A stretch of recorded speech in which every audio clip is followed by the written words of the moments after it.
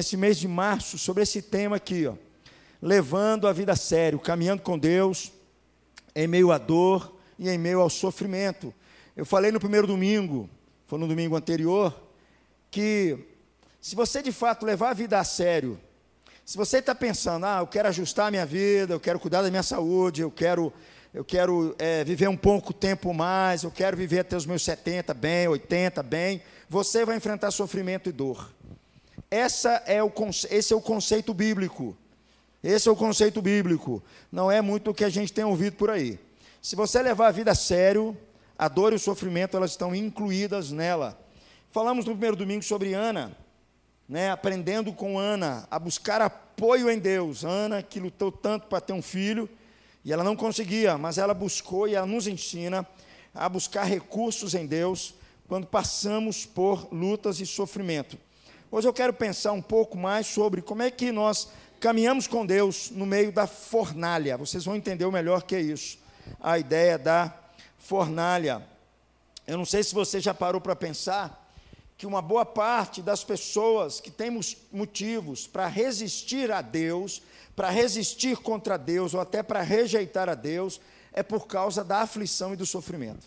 As maiores questões tratadas da vida, que as pessoas rejeitam a Deus, elas estão envolvidas com o sofrimento, estão envolvidas com a aflição. As pessoas perguntam, como é que um Deus bondoso, como é que um Deus que é todo amoroso, ele pode permitir inquietações, pode permitir infelicidade, dor, angústia na vida das pessoas? Ele não é bom? Ele não deveria estar cuidando da gente, cuidando dos seus filhos, cercando para que nada disso aconteça? Se você tiver a oportunidade de você conversar, por exemplo, com pessoas que elas estão sofrendo, talvez a maior crítica delas seja em relação à existência de Deus, por causa do sofrimento que elas estão passando. Hoje nós temos, quando você liga a sua televisão, 24 horas por dia, você tem um ensino que ela não vem da Bíblia, é um ensino que vem do inferno, na verdade. Ela não parte do trono de Deus, é aquele ensino que ilude as pessoas, que tenta sugar a fé das pessoas, dizendo assim para elas que se elas forem filhas de Deus, se elas estiverem com Deus, tudo vai prosperar, tudo vai de vento em popa, e os problemas que estiverem acontecendo na vida das pessoas, pode partir para cima do diabo, porque Deus tem para dar. Se Deus você não está recebendo, é porque o diabo está atrapalhando. Então começa uma briga atrás do diabo, porque o diabo está tirando a sua bênção. É o que nós mais ouvimos. Essa semana mesmo, eu não assisto esses negócios, porque essas coisas me fazem mal, mas eu paro para ver de vez em quando, só para passar mal mesmo e tomar depois um engolvezinho lá depois. Mas o cara, eu falei, rapaz, você está me convencendo, rapaz, ponderado, assim, vem aqui. Aí o cara depois falou assim, Deus quer te abençoar. Ele já começou de cara apresentando um helicóptero. Deus, aí depois botou um helicóptero, botou um carrão do ano, uma casa maravilhosa. Eu falei assim, vou lá. Aí o cara falou assim, vem aqui. Então, esse ensino, ele não é bíblico, ele não parte das escrituras. Sofrimento e dor fazem parte da vida de todas as pessoas, e fazem parte sim da vida dos cristãos, e até pior. Certa atriz, certa vez, ela estava muito brava com Deus, ela não acreditava em Deus, e tomou mais motivos de não crer em Deus, porque o seu namorado acabou passando por um acidente, e ela chegou a dizer assim, como é que um Deus bondoso pode permitir que algo aconteça assim? Agora mesmo que eu não acredito nele. Então é muito comum a gente ouvir essas pessoas comentando assim sobre o sofrimento.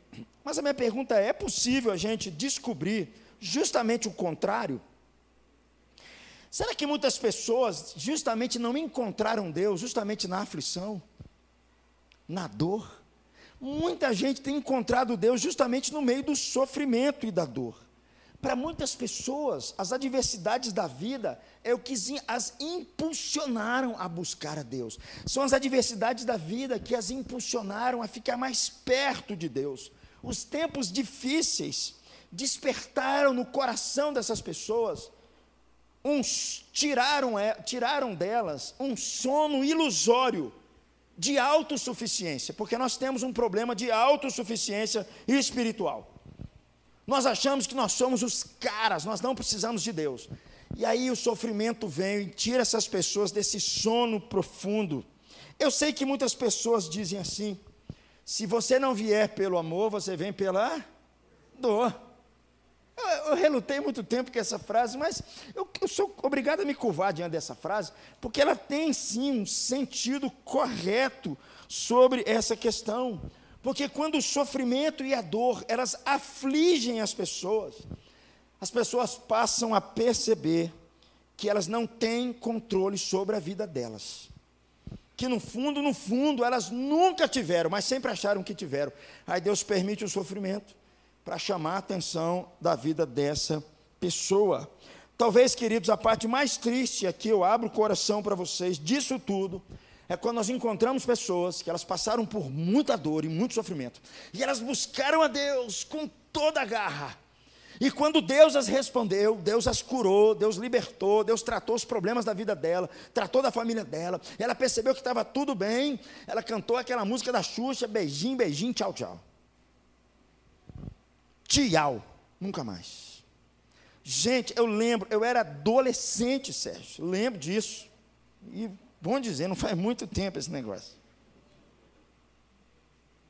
A igreja lá, meu pai frequentava, um cara beirada da morte, um jovem assim, vizinho nosso na rua, problema lá em rins, nem lembro direito os troços, mas ele estava na beirada da morte, a igreja foi lá, todo mundo se mobilizou, orou por ele, cantava lá e tal, a coisa apertando, e ele aceitou a Cristo lá no hospital, e aquela coisa toda, todo mundo comemorando aquele negócio, o cara sarou e nunca mais.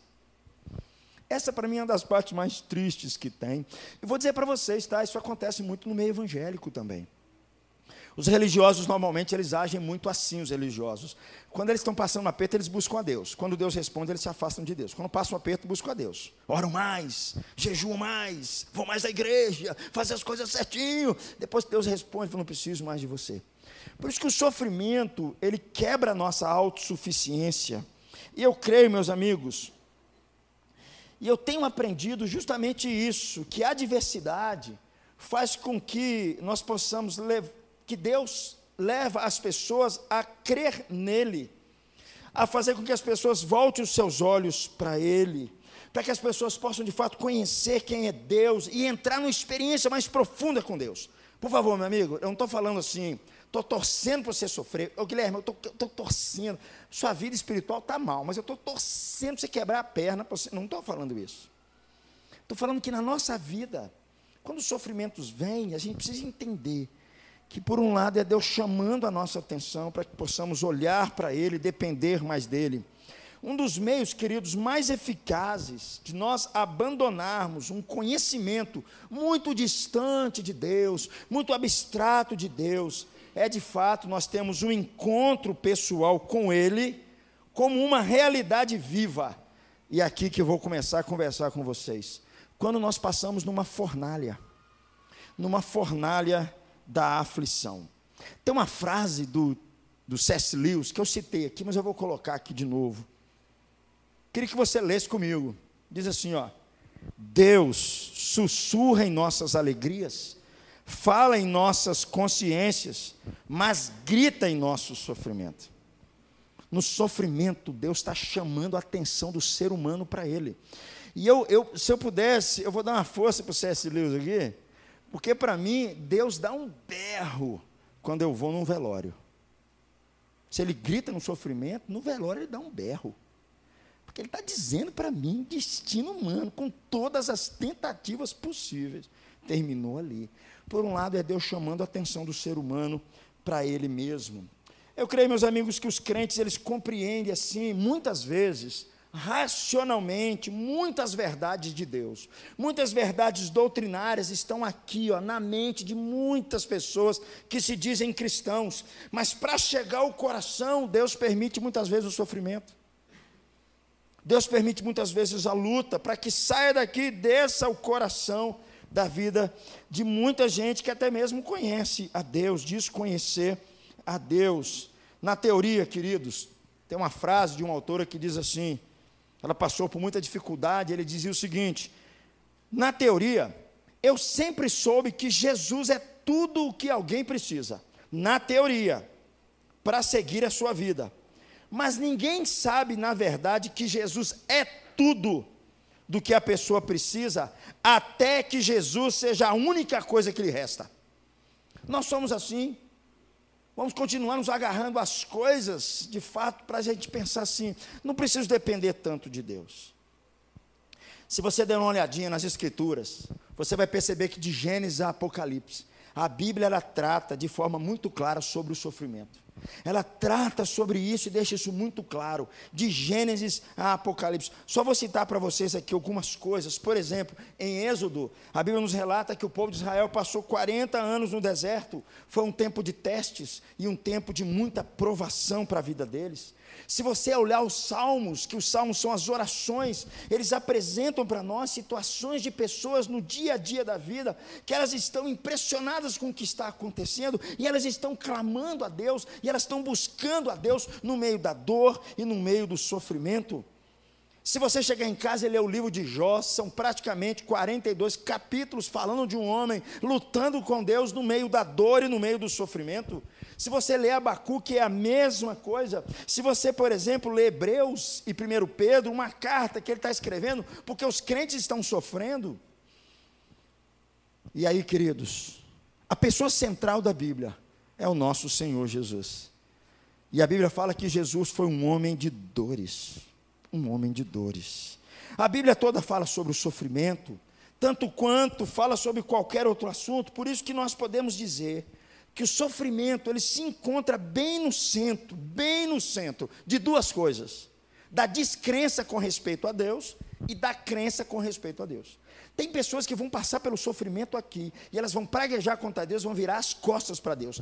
Tem pessoas que estão na berlinda em acreditar ou não em Deus, estão em cima do muro, e quando passam no sofrimento, elas mostram que elas só são religiosas, elas não conhecem a Deus. Tem pessoas que são crentes de verdade, quando elas passam pela fornalha, elas saem mais amadurecidas, elas saem mais crentes, elas saem mais completas depois do sofrimento. O sofrimento produz essas coisas todas na vida das pessoas. Quando nós estudamos a Bíblia, quando nós estudamos a Bíblia, nós procuramos entender, na verdade, esse padrão profundo, queridos, profundo, e nós descobrimos que o grande tema da Bíblia é como Deus pode trazer alegria plena, apesar dos nossos sofrimentos. Porque depois que o pecado entrou no mundo, viver por um lado é passar por sofrimento. A grande questão da Bíblia é essa: como é que Deus pode trazer alegria no meio dessas coisas todas?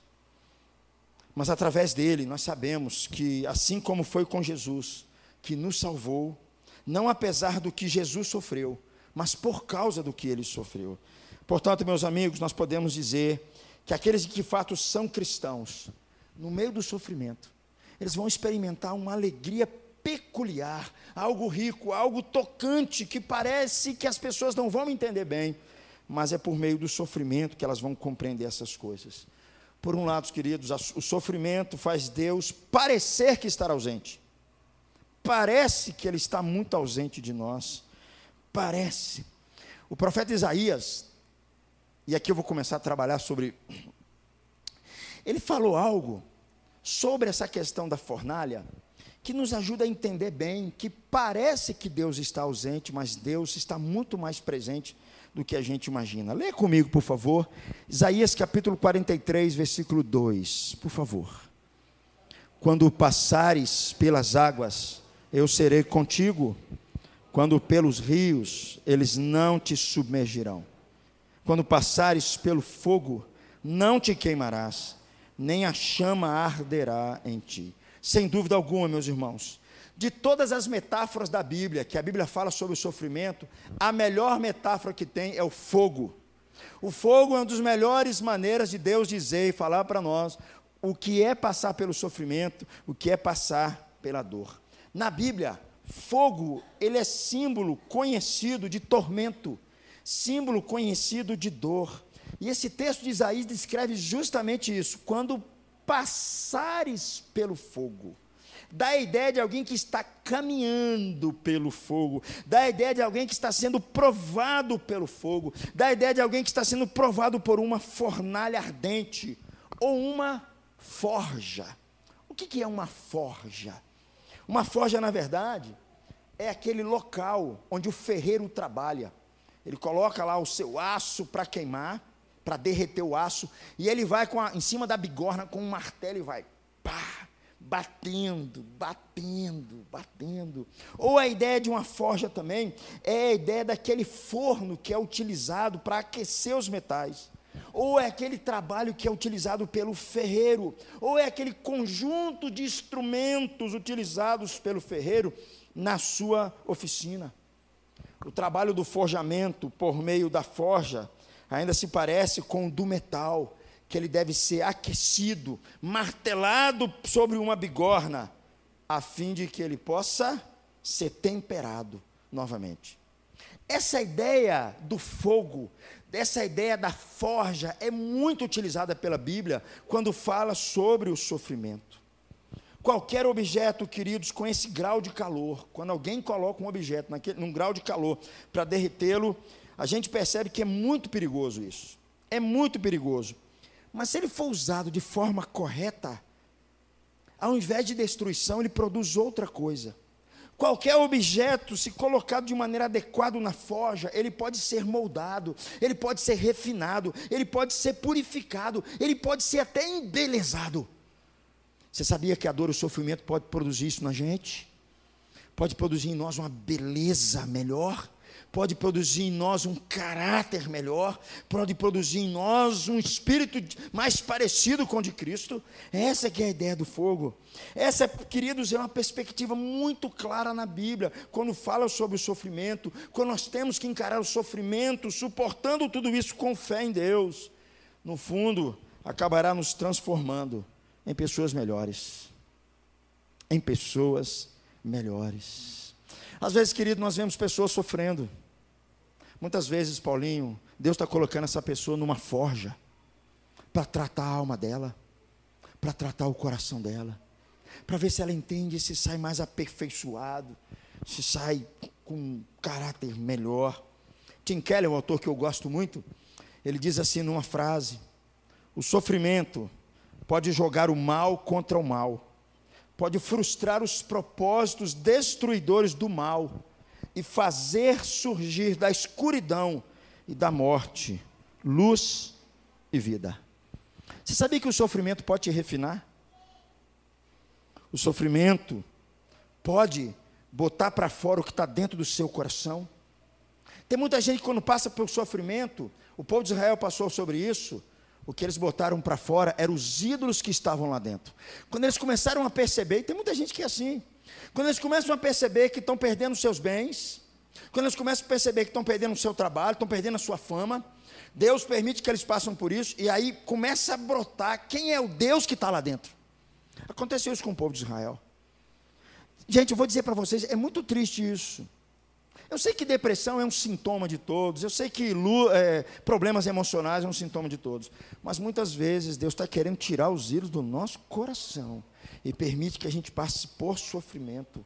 O sofrimento, querido, pode nos refinar, sim, mas como de fato, a pergunta é, como de fato nós vamos caminhar com Deus no meio dessas circunstâncias, no meio do fogo? Como é que nós podemos ser reorientados na direção dEle, quando nós estamos passando pela forja, quando nós estamos passando pela fornalha? Como é que nós podemos conhecer a Deus e afirmar que nós passamos pelo fogo?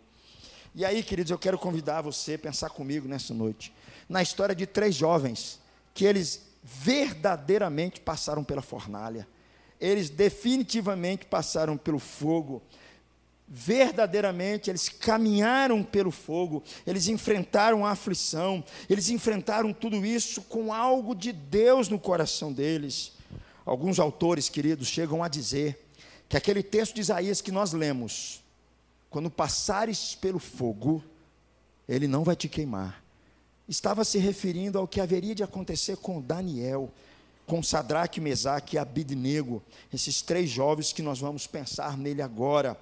3 jovens judeus, que foram exilados na Babilônia, eles estavam o povo vivia em Jerusalém, mas porque eles obedeceram a Deus, Deus mandou os inimigos, os babilônios chegaram, levaram o povo para o Iraque, deixou o povo lá 70 anos, e tirá-los da terra era a pior coisa que poderia acontecer com a vida deles.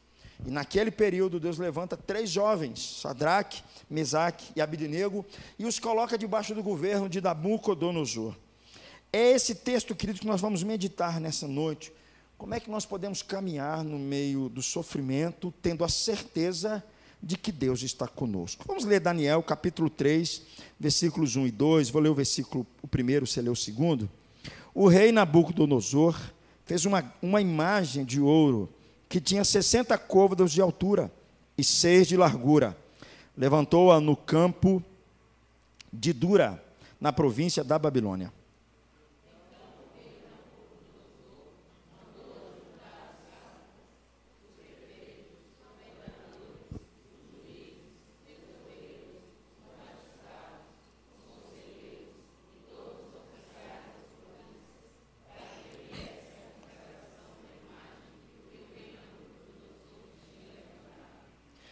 O texto nos diz que o rei mandou construir e erguer uma imensa estátua, uma estátua de ouro muito grande, num lugar público. Perceba que o texto não fala sobre a identidade da estátua, não fala se é um deus, não fala nada disso. A ideia que alguns autores dizem é que essa estátua pode estar se referindo a um deus, ou pode estar se referindo ao próprio rei, ou pode estar se referindo às duas coisas juntas. Do ponto de vista da religião, queridos, a Babilônia era um local, era uma sociedade que eles aceitavam várias religiões. Eles não se importavam com que religião você adorava, qual ídolo que você adorava, quem você buscava. Você podia cultuar quem você quisesse. Mas um certo dia, Nabucodonosor resolveu, ou melhor, ele exigiu que os músicos pudessem tocar com seus instrumentos a todas as pessoas, e as pessoas se prostrassem a uma estátua que ele decretou que todas as pessoas deveriam adorar. Olha o versículo 6, por favor, comigo, do capítulo 3 de Daniel. Qualquer que se prostrar e não a adorar, será no mesmo instante lançado na fornalha de fogo ardente. O propósito do rei está claro. A população era livre para adorar quem eles quisessem, a servir ao Deus que eles quisessem. Mas o objetivo de Nabucodonosor é fazer com que aquelas pessoas pudessem adorar o Estado. Essa que é a ideia de se curvar para essa imagem, se curvar diante do poder do Estado. A história, se você continuar lendo, vai dizer que a maioria das pessoas obedeceram à ordem de Nabucodonosor. Mas 3 jovens, crentes, muito crentes, menino que temia a Deus, esses meninos, mas gente de Deus, Sadraque, Mesaque e Abidnego, eles sabiam que obedecer ao rei era uma violação à fé que eles tinham em Deus, no Deus de Israel. Presta atenção, queridos. Para Sadraque, Mesaque e Abidnego, Deus não era um Deus qualquer. Deus era o único Deus. Era o único que deveria ser adorado no mundo inteiro. O texto nos diz que os 3 se recusaram a reverenciar a estátua, e o rei ficou sabendo desse negócio. Os rapazes então foram chamados à presença do rei, ameaçados de morte e sob uma rápida e dolorosa situação, caso não obedecessem. Olha o que diz o versículo 14 e 15, vou ler o 14, leio o 15.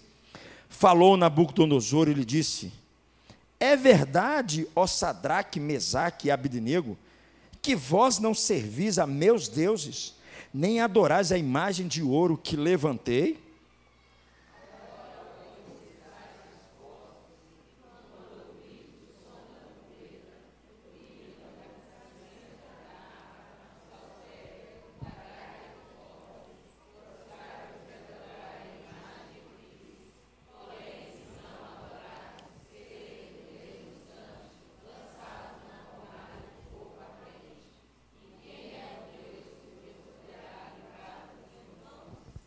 Os 3 rapazes, queridos, eles se viram na mesma situação que milhares de pessoas do passado e do presente já enfrentaram.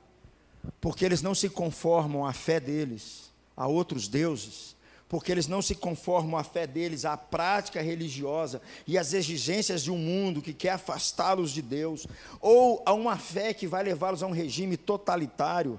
Esses jovens, essas pessoas continuam sofrendo.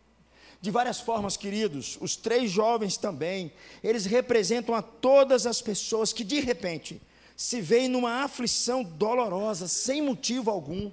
Eles não eram culpados do que estava acontecendo por causa da fé deles. De vez em quando isso pega um ou pega outro, alguma coisa fora daquilo que estavam programado, pega a nossa vida e nos leva a uma fornalha, nos leva a uma situação muito difícil, sem que de nada errado tenhamos feito. Como resposta, queridos, ao Nabucodonosor, a ordem de Nabucodonosor, ele ouviu uma recusa incondicional, que se tornou, queridos, eu vou confessar para vocês, uma das orações mais belas das Escrituras, uma das orações mais lindas das Escrituras e mais profundas. Eu queria que você lesse comigo esses 3 versículos. Eles responderam assim: responderam Sadraque, Mesaque e Abednego ao rei: ó Nabucodonosor, quanto a isso não necessitamos de te responder. Se o nosso Deus a quem servimos quer livrar-nos, Ele nos livrará da fornalha de fogo ardente e das tuas mãos, ó rei. Se não, fica sabendo, ó rei, que não serviremos aos teus deuses, nem adoraremos a imagem de ouro que levantaste. Existe aqui um equilíbrio muito interessante, mas que parece uma contradição aqui. Porque está entre uma confiança muito forte em Deus, eu sei que Deus pode nos livrar, ao mesmo tempo com uma humildade profunda, se Ele quiser nos livrar, Ele vai nos livrar. A declaração, queridos, desses rapazes aqui, combina alguns elementos que nós consideramos parecem opostos entre si. Por um lado, os 3 judeus expressa uma profunda certeza de que Deus não é só capaz de resgatá-los, mas que Deus também irá fazer isso, é o que diz o versículo 17. Todavia, queridos, nós ficamos surpresos com a próxima frase, porque ele diz assim: Deus, eu tenho certeza que o Senhor pode me livrar, mas se o Senhor quiser me livrar, o Senhor vai fazê-lo. Queridos, vou confessar um negócio para vocês. A gente não ora assim, não ora? Vamos ser sinceros. Na dor a gente não ora assim, não. É muito difícil a gente orar assim. Deus, está doendo tanto. Faz a tua vontade, Deus, mas está doendo tanto. Deus, muda isso. É muito difícil às vezes nós orarmos assim. E esses 3 jovens mostram justamente isso. Que se eles confiam em Deus, por que admitir a possibilidade de não serem libertados? A resposta é que a confiança dos 3, e aqui eu quero que você preste atenção, a confiança deles estava depositada em Deus, e não no entendimento que eles tinham acerca daquilo que eles deveriam, que Deus deveria fazer para eles. Há uma diferença enorme com respeito a isso. Eles confiavam de todo o coração que Deus iria resgatá-los. Todavia, eles não eram arrogantes, a ponto de chegar para Deus, de achar que estavam vendo a Deus corretamente. Não era isso o caso deles, ou a ponto de serem arrogantes, de dizer para Deus: eu exijo do Senhor, eu determino que o Senhor faça, afinal de contas eu sou teu filho, eu nasci para ser cabeça e não cauda. Você já ouviu esse negócio, meu amigo? É o que a gente mais ouve o dia inteiro. Isso é discurso de religião, gente. Quando a gente encontra homens de Deus como esses homens aqui, não é essa oração que eles fizeram, não é essa oração que Deus quer que saia da nossa boca quando passamos por sofrimento. Eles sabiam sim que Deus não tinha obrigação de agir conforme a sabedoria deles, limitada deles, ou seja, a confiança dos 3 estava em Deus, e não em algum plano que achavam que Deus que tinha que cumprir. Muitas vezes nós vamos a Deus com as nossas orações, já vamos com o negócio pronto, só queremos que Deus faça assim, ó.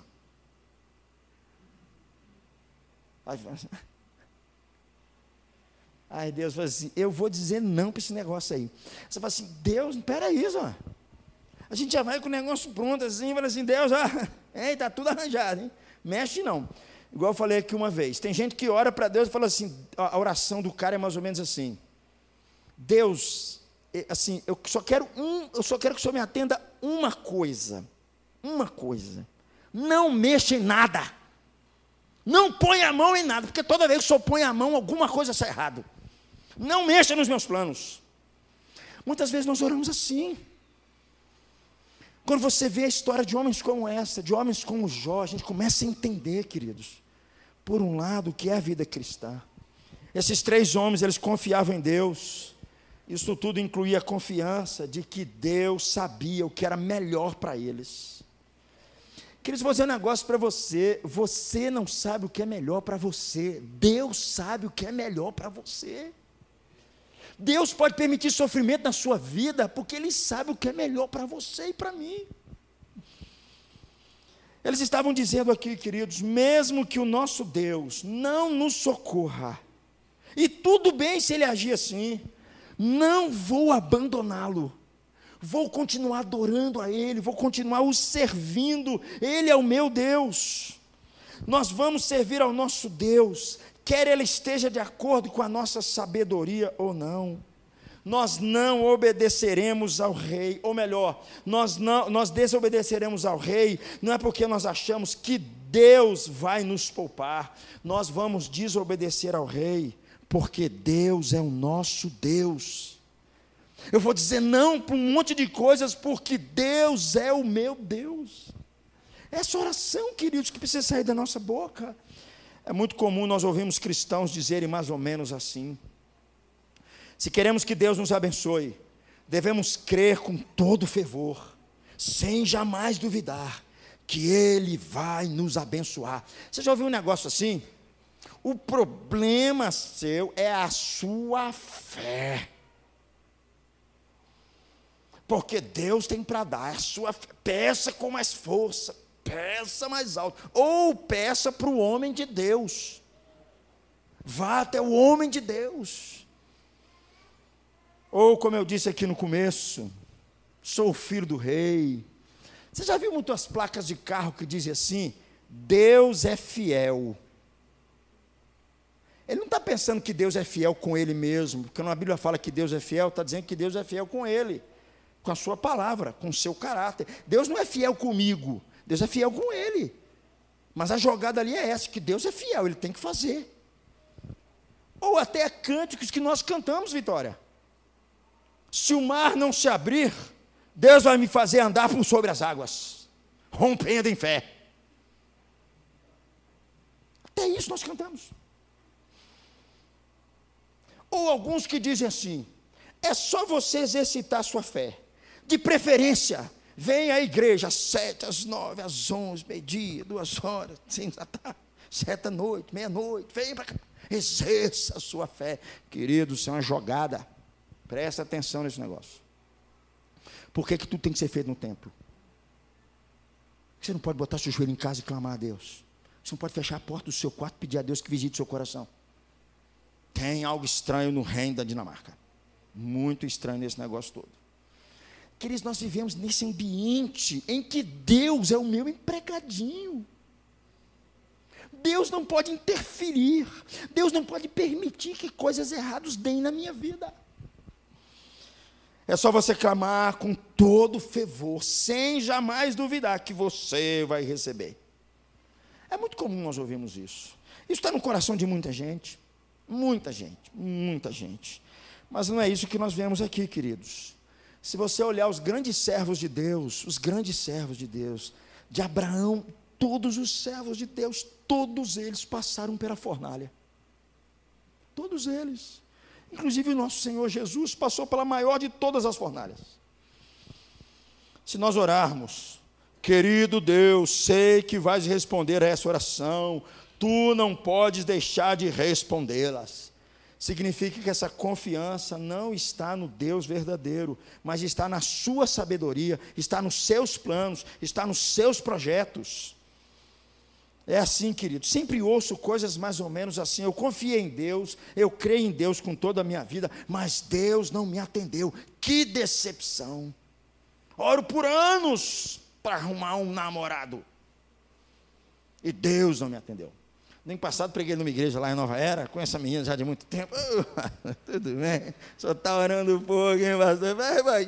O senhor falou que ia orar, arrumar um namorado para mim, até agora nada. Mas minha oração está pequena mesmo. Inclusive, eu tenho que apresentar para o senhor minha outra amiga, aquela outra que está com a mesma situação. Pode falar com ela. Meu nome é Renato, apelidado de Santo Antônio.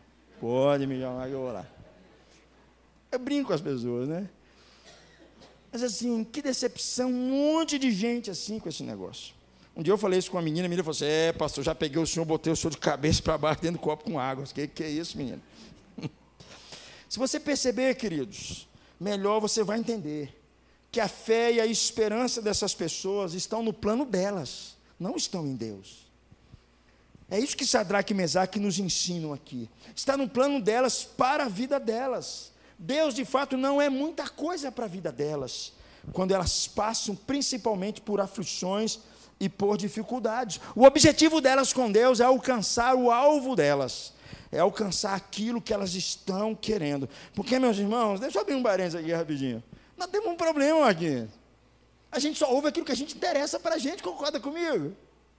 A gente só pega aquilo que interessa para a gente. Não é assim? A gente pedir a Deus para falar o nosso coração, atingir o nosso coração. Não, vou pegar só aqui que me interessa.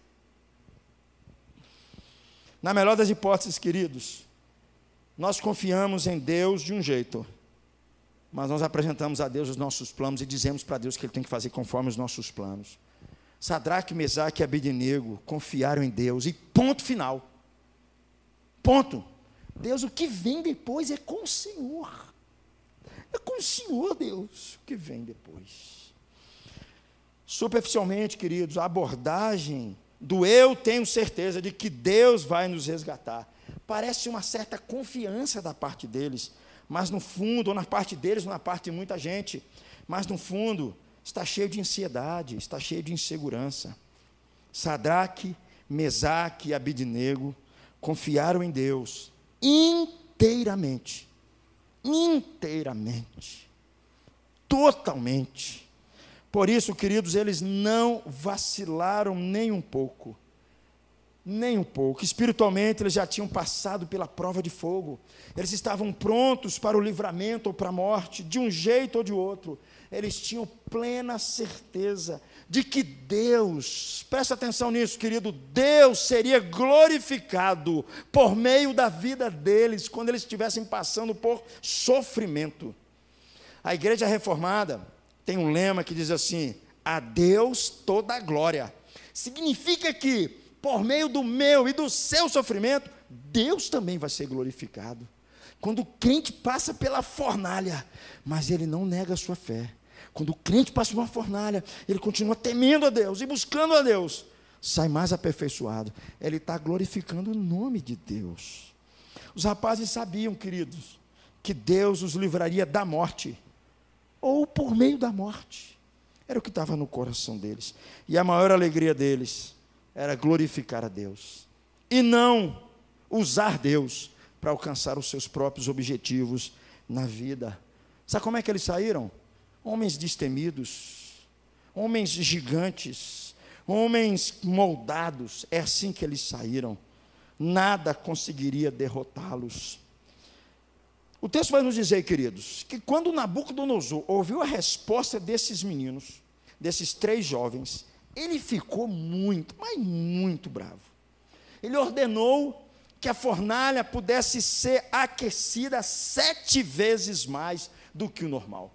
O texto nos diz, que nós não vamos ler, que aqueles que estavam preparando a fornalha, quando eles aqueceram 7 vezes mais, eles também foram queimados com aquilo. A fornalha estava tão quente que o calor do fogo alcançou até muitos soldados que estavam ali próximos. Mas quando Nabucodonosor olhou para o fogo, o rei viu algo que o deixou assombrado, da cabeça aos pés. Vou ler o versículo 24, você leu o 25. Então o rei Nabucodonosor se espantou e se levantou depressa e disse aos seus conselheiros: não lançamos nós 3 homens atados dentro do fogo? Responderam ao rei: é verdade, ó rei. Por favor, 25.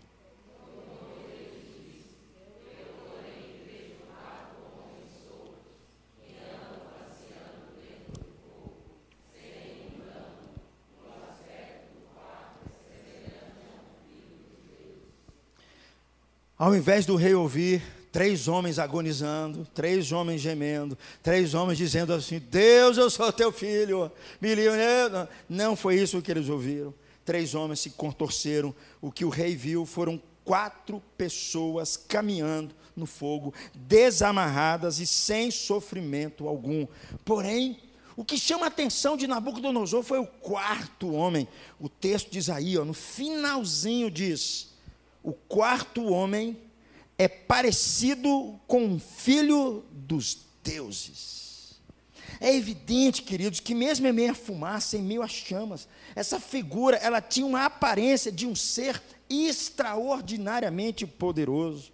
Esse ser parecia sobre-humano. Fica evidente aqui, queridos, que esses 3 rapazes, eles caminhavam pelo fogo sem serem queimados, porque a 4ª pessoa caminhava ao lado deles. É isso que Nabucodonosor viu aqui. É interessante notar, queridos, que quando os 3 saíram da fornalha de fogo, aquele 4º homem não saiu, ele continuou lá. A grande pergunta aqui é: quem era esse homem? Quem era esse homem? Existe no Antigo Testamento uma figura que você vai lendo e ela vai aparecendo aqui, vai aparecendo acolá. É o anjo do Senhor. Mas não é um anjo. O que aparece nos textos bíblicos é o anjo que o texto nos diz. Mais à frente, Nabucodonosor, se você ler um pouco mais à frente, versículo 28, vai dizer que enviou o seu anjo e os livrou. Deus enviou o seu anjo e os livrou. Quem é esse homem? Seria como os outros anjos que apareceram na Bíblia? Quando ele aparece, ele é adorado. O que é interessante aqui é a gente prestar atenção nisso, porque quando o anjo aparece nos textos bíblicos, ele normalmente é adorado, ele não se recusa a não ser adorado, as pessoas olham para ele e o vê como Deus. Se você ler a história de Sansão, dos pais de Sansão, Manoá, você vai perceber lá que quando o anjo aparece, ele fala assim: Deus esteve aqui, nós nem percebemos. Trata aquele anjo como Deus. O anjo, queridos, é algo misterioso, porque aparenta ser Deus em forma visível. Há séculos que os cristãos sabem quem ele é. E aqui eu quero ler um comentário de um certo autor do Velho Testamento. Ele diz o seguinte: esse anjo é uma acomodação misericordiosa de Deus, por meio do qual o Senhor se faz presente entre o povo pecador, porque se ele mesmo os acompanhasse, sua presença os consumiria as pessoas. Existe apenas uma pessoa que, sem abandonar a essência e as prerrogativas integrais da divindade, é capaz de se acomodar à companhia de pecadores. Jesus. Jesus porque se Deus, queridos, se Deus Pai estiver perto, não sobra nada.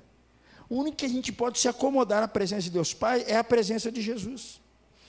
O amigo aqui, queridos, incandescente e divino, é aquele homem que o comentário de Isaías fez em capítulo 43, versículos 2, que nós lemos, quando diz assim, vamos ler comigo de novo? Quando passares pelas águas, não te queimarás, nem a chama arderá. Eu serei contigo.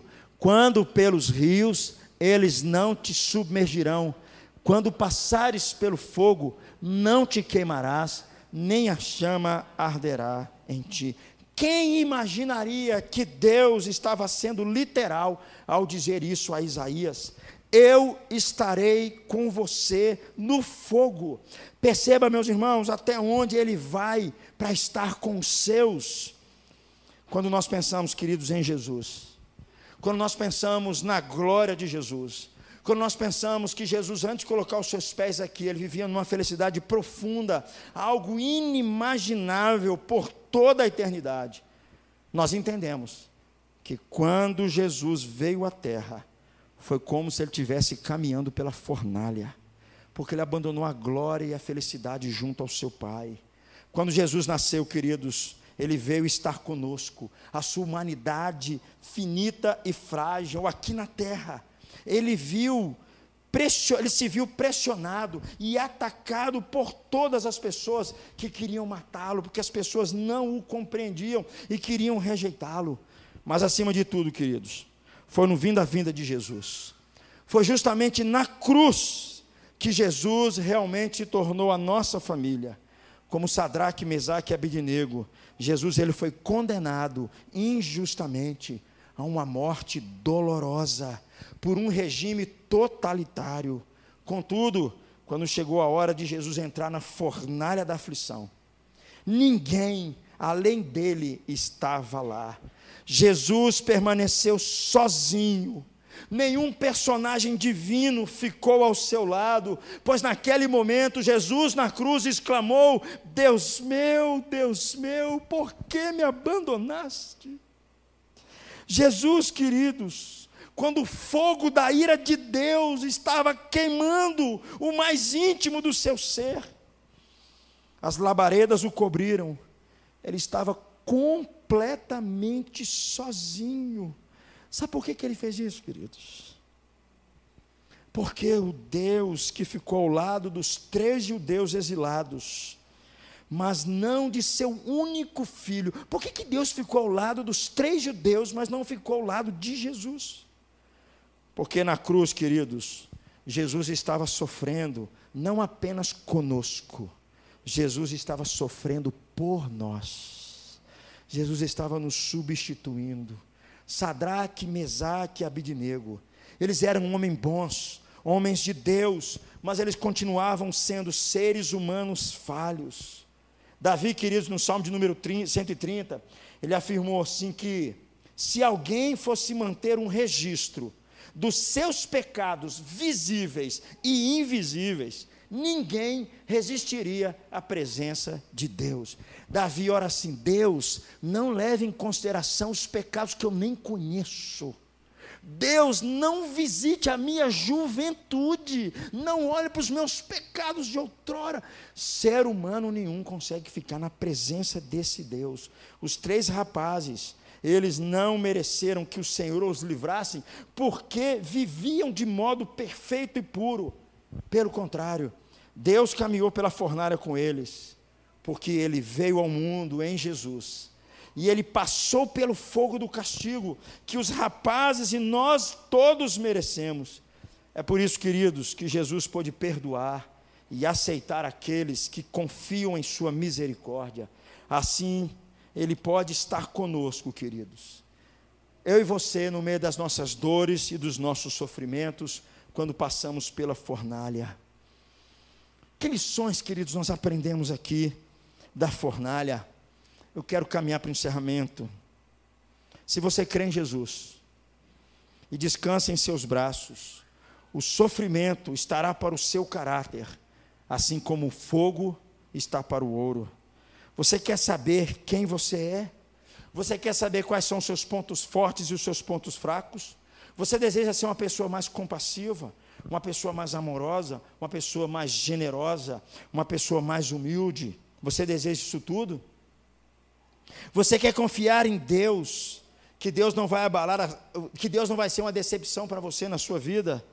Você deseja ter mais sabedoria? Você deseja ser um homem ou uma mulher mais sábio para direcionar a sua vida? Queridos, todos esses desejos são cruciais, mas é impossível alcançá-los se não passar pela dor e pelo sofrimento. É impossível. É impossível alguém ter um caráter mais amadurecido se não passou pela dor. É impossível. Não há como, querido, nós sabermos quem realmente nós somos, até nós sermos provados. O povo de Israel mostrou isso, o que estava no coração deles. E tem muitos crentes que se dizem crentes, queridos, quando eles passam por sofrimento, quando eles perdem as coisas, perdem o emprego, perdem a família, quando eles perdem os seus negócios, quando eles perdem todas as coisas, aí eles abandonam a Deus. Porque no fundo, queridos, eles estavam fazendo um negócio com Deus. Não há como, queridos, nós demonstrarmos uma certa empatia, uma certa solidariedade para com as pessoas que sofrem, a não ser que nós também tenhamos sofrido. A não ser que nós também tenhamos sofrido. Aqui na igreja eu sei disso, né? A gente sabe de irmãos e irmãozinhos nossos que perderam seus entes queridos. E eles são usados como instrumentos de Deus para abençoar outras vidas. Eles têm um caráter mais moldado para poder consolar aqueles que sofrem. aqueles que passam por dificuldades. Não há como, queridos, eu e você compreendermos e confiar em Deus de verdade, até a gente começar a afundar nas águas e pedir assim: Deus, me ajude, agora eu estou sozinho. Essa história de Sadraque, Mesaque e Abednego, queridos, nos ensina uma outra coisa aqui, que Deus, Ele está conosco na fornalha. Deus está com os seus filhos na fornalha.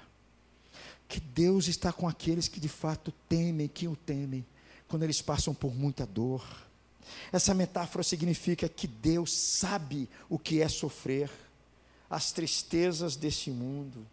Deus sabe sobre isso. Significa que Ele está próximo de nós, à nossa disposição, para que nós possamos de fato conhecê-lo, para que nós possamos depender mais dEle nas adversidades.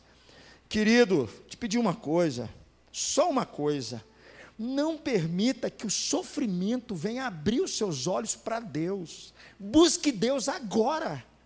Não ache que experimentar o sofrimento seja uma coisa tão legal para você experimentar mais de Deus. Experimente de Deus agora. Porque é muito triste, queridos, que muitas pessoas, quando passam pelo sofrimento, eles buscam a Deus. Quando eles saem do sofrimento, eles deixam de buscar a Deus. É muito triste essa realidade. Portanto, querido, comece a buscar Deus agora. Não espere você estar afundando para você clamar a Deus. Ele caminha conosco, mas a pergunta final é: você quer caminhar com Ele? Você quer caminhar com esse Deus?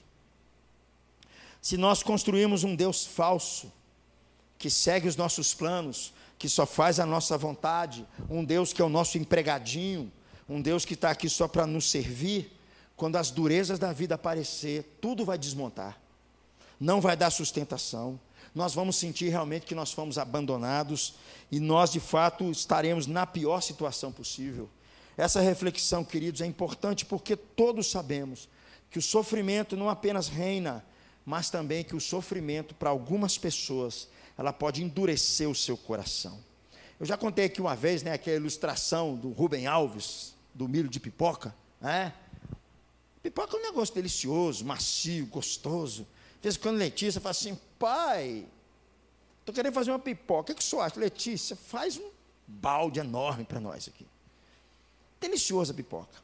Mas a pipoca, o milho de pipoca, ele é duro, sem graça, não tem gosto nenhum. Para ele virar pipoca, ele tem que passar pelo fogo, para virar aquele negócio gostoso. Só que tem alguns carocinhos lá, que quando passam pelo fogo, ao invés de virar uma pipoca deliciosa, se transforma no caruá. Duro, sem gosto, que a coisa que sobra é jogar fora. O sofrimento pode produzir esses dois caminhos em nós: ou te endurecer mais, ou tornar você mais parecido com Cristo. Uma vez eu cheguei para a Regiane e falei isso justamente com ela. Falei assim: neném, nós temos duas opções aqui. Ou nós endurecemos, ou nós aprendemos com o que Deus está querendo tratar o nosso coração. Nós temos duas opções aqui dentro desse processo. A tendência nossa é endurecer. É a gente ficar mais bravo. É a graça ir embora. Não passe na minha frente. Não converse comigo. A nossa tendência é essa. A gente amargar o resto da vida. E ficar insatisfeito porque Deus não me deu. Porque Deus não atendeu a minha oração. Porque Deus não foi insensível comigo na minha dor. A tendência de muita gente é endurecer. Mas, queridos, eu queria deixar isso com você, que o sofrimento, de fato, a fornalha, ela produz em você um tempo novo, um caráter transformado na sua vida. Incontáveis pessoas, queridos, elas foram consumidas pelo sofrimento, foram destruídas pelo sofrimento. O que nós devemos fazer, queridos, para crescer e não sermos destruídos pelo sofrimento? Só tem uma saída. Nós precisamos aprender a caminhar com Deus. Nós precisamos aprender a confiar em Deus. Significa que nós precisamos tratar Deus como Deus, e não como alguém como a gente. Significa que nós precisamos falar com Ele. Significa que nós precisamos abrir o nosso coração em oração. Significa que nós temos que buscar a Deus por meio da sua palavra. Significa que nós precisamos confiar nele. Porém, acima de tudo, significa enxergar com o coração que Jesus, que Deus enviou o seu Filho para morrer por nós na cruz. Que Deus enviou o seu Filho e Jesus se lançou naquela fornalha por mim e por você. É preciso nós sabermos, querido, disso e aprendemos a confiar nele, ser fiel a ele em todo o tempo. Eu já falei isso aqui, não canso de dizer, a cruz me ensina que meu lugar é lá, mas a cruz me ensina que eu sou amado, apesar de não entender o que eu estou passando. A cruz diz para mim que de fato Deus se importa com a minha vida. Se você se lembrar, agradecido, querido, e maravilhado de que Jesus foi lançado na fornalha suprema no seu lugar, você vai sentir a presença dele com você quando você estiver passando pelas fornalhas da vida. Se você entender o evangelho da graça, você vai entender que quando você passar pela fornalha, Jesus está do seu lado. Jesus está do seu lado, sabe? Eu fico muito feliz quando eu ouço essas coisas, queridos, né? A nossa irmãzinha Maria Herédia está aqui, sempre me deu um testemunho fantástico de vida. Lembro quando a nossa irmãzinha sofreu um pequeno derrame, eu fui visitar minha irmãzinha no hospital, aí quem saiu constrangido fui eu, né? Minha irmãzinha lá toda debilitada, eu vim cá orar pela senhora.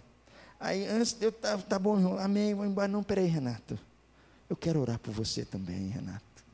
Eu, minha irmã, orar o quê? Você não tem condições. Você vai orar por mim aqui? Vai pedir o quê? Meu Deus, como abençoou a minha vida. No meio da fornalha, no meio do sofrimento, queridos. Caminhar com Deus é meu sofrimento. É nós sempre recordarmos do Evangelho. Jesus foi lançado naquela suprema fornalha. A fornalha que eu e você merecíamos. E assim nós fomos salvos, se cremos nele. Nenhuma condenação nos alcançará. Se você crer que Deus salva apenas quem vive corretamente, isso não vai sustentar a sua própria vida. E aqui, queridos, como é que nós podemos caminhar com Deus em meio à dor e meio ao sofrimento? Não tem como, queridos. Você precisa viver uma vida mais próxima com Deus. Significa que caminhar com Deus no sofrimento, significa que tratar Deus como Deus, e como alguém que está com você no meio da sua dor. Caminhar com Deus não é algo simples, mas exige um certo ritmo. Já reparou que quem faz caminhada existe um certo ritmo, né? E como já dizia Ricardo Agreste, a vida cristã não é uma corrida de 100 metros, a vida cristã é uma maratona. Aqui, ó. Caminhar com Deus, queridos, no meio da fornalha, significa, por um lado, alguns passos regulares que eu e você precisamos dar para a gente manter ao longo do tempo. Significa, por um lado, que você tem que buscar a Deus em oração todos os dias. Significa que você tem que buscar ler a Bíblia, estudar a palavra de Deus. Significa, por um lado, que você tem que manter comunhão com os seus irmãos. Significa, por um lado, que você tem que adorar a Deus em comunidade. Você tem que se comprometer com a sua vida. Você tem que se comprometer com a sua igreja. Significa que você tem que participar do corpo de Cristo. É esse o ritmo que Ele está pedindo para nós. Devagarzinho. Certa vez perguntaram para John Stott, um dos maiores teólogos, falecido ano retrasado, se eu não me engano, os maiores teólogos da nossa geração, perguntaram para John Stott assim, um homem, uma cabeça genial, mas um homem de Deus. Perguntaram para John Stott como é que era a vida daquele homem.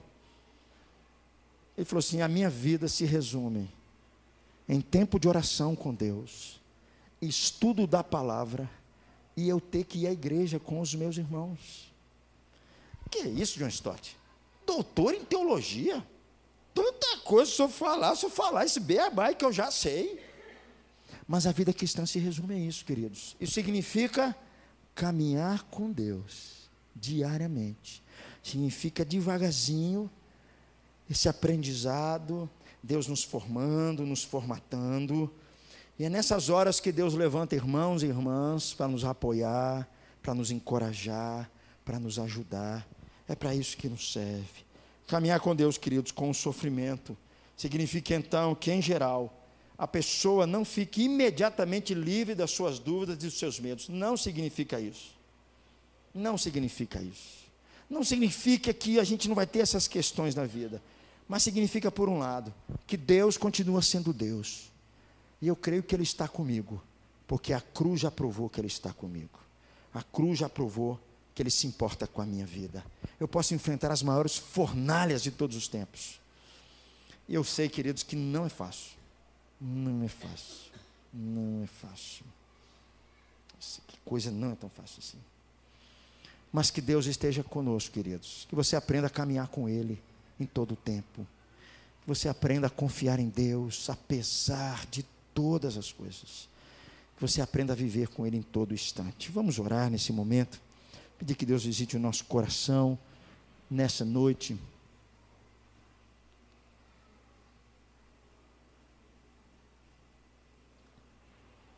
Pedir que Deus... Isildinha, ore para a gente, por favor, Isildinha.